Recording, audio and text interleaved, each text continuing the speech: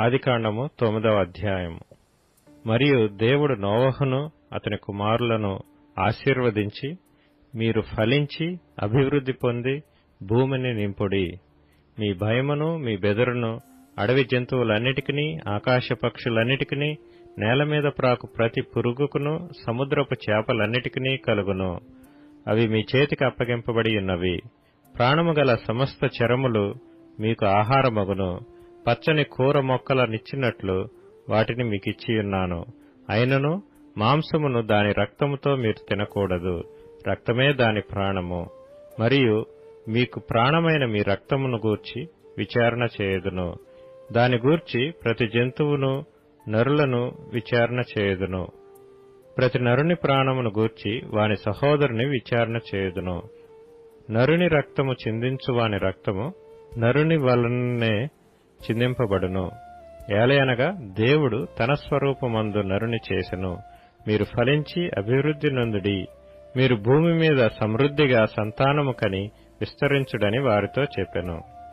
మరియు దేవుడు నోవహు అతని కుమారులతో, ఇదిగో, నేను మీతోనూ మీ తదనంతరము మీ సంతానముతోనూ మీతో కూడానున్న ప్రతి జీవితోనూ, పక్షులేమి పశువులేమి, మీతో కూడా సమస్తమైన భూజంతువులేమి, ఓడలో నుండి బయటకు వచ్చిన సమస్త భూజంతువులతోనూ నా నిబంధన స్థిరపరచుచున్నాను.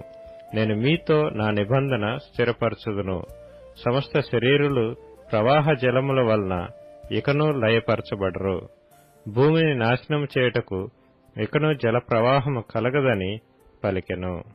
మరియు దేవుడు నాకును మీకును మీతో కూడానున్న సమస్త జీవరాశులకును మధ్య నేను తరతరములకు ఏర్పరచుచున్న నిబంధనకు గుర్తు ఇదే. మేఘములో నా ధనుస్సును ఉంచితిని. అది నాకును భూమికిని మధ్య నిబంధనకు గుర్తుగా నుండును. భూమిపైకి నేను మేఘమును రప్పించినప్పుడు ఆ ధనస్సులో మేఘము కనబడును.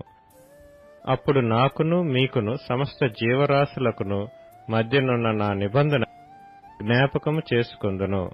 గనుక సమస్త శరీరులను నాశనము చేయుటకు అలాగు ప్రవాహముగా నీళ్లు రావు. ఆ ధనస్సు మేఘములో నుండును.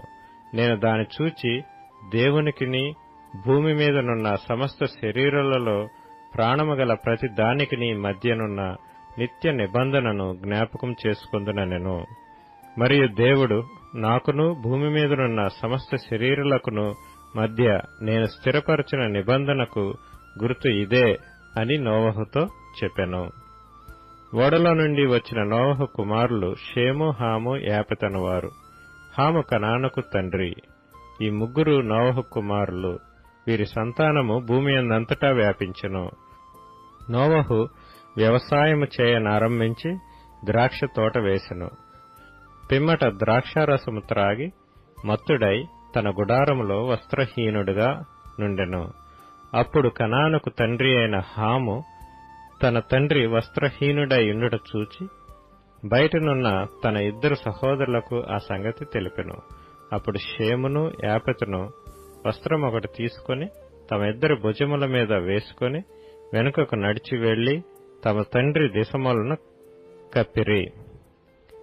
వారి ముఖములు వెనుకతట్టు ఉండుట వలన తమ తండ్రి దిశములను చూడలేదు.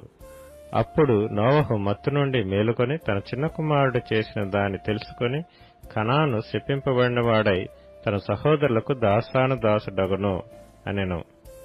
మరియు షేము దేవుడైన యెహోవా స్తుతింపబడునుగాక. కనాను అతనికి దాసుడగును. దేవుడు యాపెతును విశాలపరచును. అతడు షేము గుడారములలో నివసించును. అతనికి కనాను దాసుడగును అనెను. ఆ జలప్రవాహము గతించిన తరువాత నోవహు 350 ఏండ్లు బ్రతికెను. నోవహు బ్రతికిన దినములన్నీయు 950 ఏండ్లు. అప్పుడతడు మృతి పొందెను.